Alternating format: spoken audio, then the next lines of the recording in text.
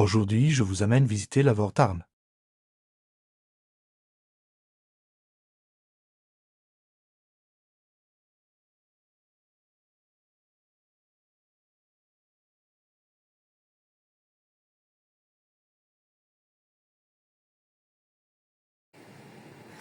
Je pense que c'est d'ici qu'on admire encore mieux la cathédrale, mais aussi l'ancienne mairie et au-devant de nous un superbe petit jardin fleuri qui va prendre place à l'emplacement des allées et parterres de l'ancien palais épiscopal qui a été détruit malheureusement maintenant, mais qui se trouvait de ce côté-ci. Voilà.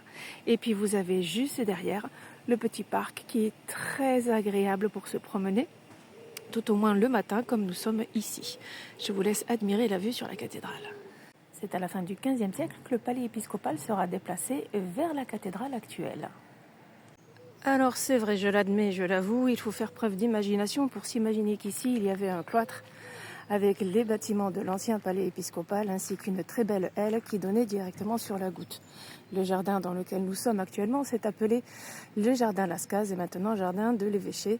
Il faut juste savoir que ce jardin a été vendu en 1852 à la municipalité et en 1857, le transformera en parc public tel que vous l'avez ici, avec une aire de jeu pour enfants et autres. Tout à fait agréable de pouvoir s'y promener, surtout lorsqu'on s'imagine qu'ici on est directement chez l'évêque et au fond il y avait même au fond de ce jardin un vivier. Donc, il faut faire preuve d'imagination, mais on est en plein romantisme.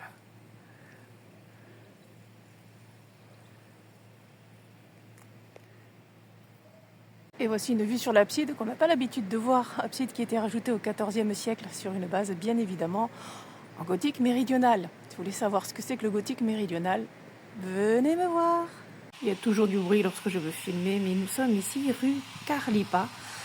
C'est dans cette petite rue qu'il y aurait une source qui aurait défendu les fossés de l'ancien castrum. Et la tour des Rondes va donner sur le petit ruisseau de Naridel qui a servi de défense principale à la ville pendant des siècles et des siècles et qui rejoignait le nouveau fossé, enfin l'ancien fossé, mais qui était, on va dire, au centre de la ville actuelle. Je vous explique tout ça en visite, c'est beaucoup plus clair en visite.